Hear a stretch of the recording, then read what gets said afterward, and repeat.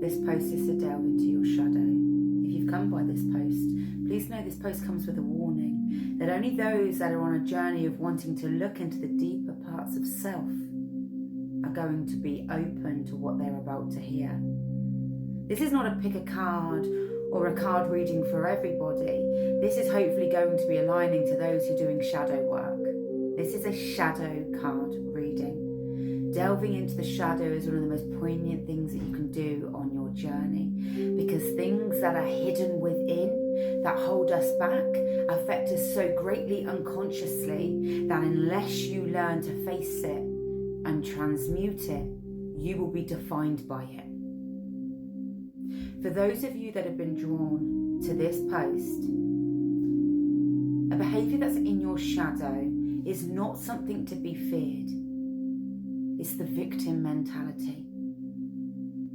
And this card comes with so much compassion when I'm here to say to you, there is either two things that is happening to you.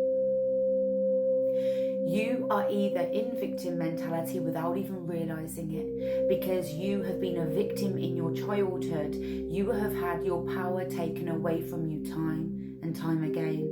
And now, without you realising it, you feel powerless to life. You feel as if life is happening to you. You feel as everything is out of your control. You feel like you have no power to change anything. You feel as if you don't know how to navigate life.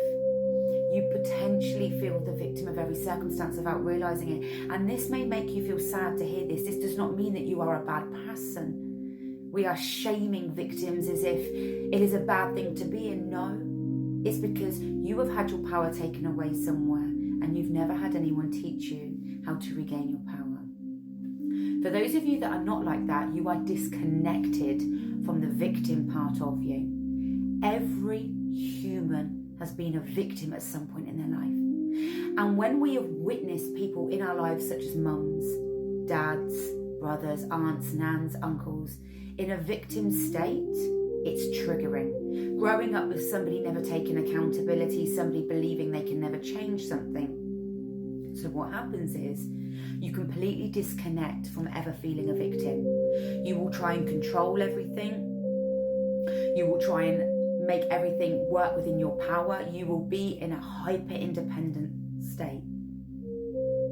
But what that means sometimes is you might be a bit ruthless in how you hold people accountable. You might be a little bit dominating without meaning to be. You might be somebody that is forever expecting everyone to never feel victimized by things that are occurring. You may get triggered by people in victim mentality. Now, victimhood unchecked leads to unaccountability. It leads to feelings of complete powerlessness. It leads to feelings of nothing's ever going to change. And the other way is the hyper-independent part leads to feelings of control, feelings of dominance, feelings of I'm not a victim, I'm a survivor, and then hating everyone that's a victim or disliking. It is important on our healing journey that we connect to victimhood, that we understand that being in victimhood is because we have been taught that we have no power. And how we learn to regain that power is you learn what boundaries you need to create so that you can start taking your power back and not allowing everyone to walk all over you. You start looking at the choices that you are making in your life so that you can start realizing that you can make different choices. Start connecting to yourself so you can realize that the power you don't think you hold, you do. Journaling, meditation and visualization work can also help you understand that and you've got to be able to grieve the fact that you have been a victim at some point, and that being a victim meant that you were never taught what personal power looked like. The sacral chakra is connected to victimhood.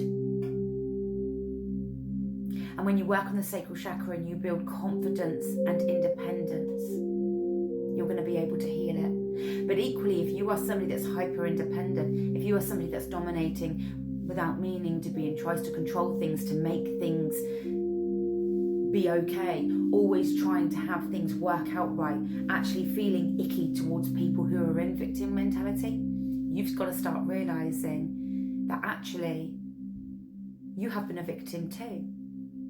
That you trying to control everything, you having dominance over things, you being in a hyper-independent state doesn't stop the fact that you've been a victim. It means you push people away now. It means because you feel that vulnerability at one point of having no power, of having no ability to navigate things, you now at all costs try to do that. So you have to sit with the grief that at some point in your life you have felt powerless. And you will say, well, what's the point in that? And I will say, healing, because blockages happen. We are driven by unconscious wounding when we don't face it. When we are going through life, it's important to actually connect to victimhood. That actually it's important to realise that sometimes we do feel victims of things, and we're allowed to feel that because we're allowed to realise that we don't have any power in that moment, and the only power that I have is a power within me. And other times it's important to not allow yourself to realise, I'm not a victim of this is just something that's happened. How am I going to pick myself back up? It's about the energies of the masculine and the feminine. The masculine of knowing when action is needed, knowing when you don't need to sit around and allow yourself to feel victimised by something, but equally knowing when you do need to feel like you have had the wool pulled over your eyes, you have been treated poorly, you have had something happen to you or happening to you that makes you feel powerless. If this goes unchecked, the first person who is in victimhood will constantly feel like they can't change their life, will constantly feel like everything is happening to them, will not take accountability for their actions and choices and behaviours, which will lead people to pull away from you. It will lead you to feel as if you never want to leave the home, or as if life isn't worth living.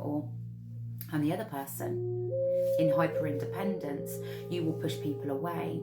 You will get the ick from people who feel down and victimised. You will be potentially quite judgmental because you judge yourself so heavily that things that you should feel down about and things that you shouldn't feel down about, you will, without realising, project that onto other people because you will be like, nah, they need to just get on with it. But actually it's about having empathy. Now, if you have somebody in your life and the reason why you have disconnected from it is because you have seen a mum, a dad, a brother or somebody with victim mentality, that doesn't mean that you have to let them walk all over you and never take accountability and you have to feel sorry for them at all costs.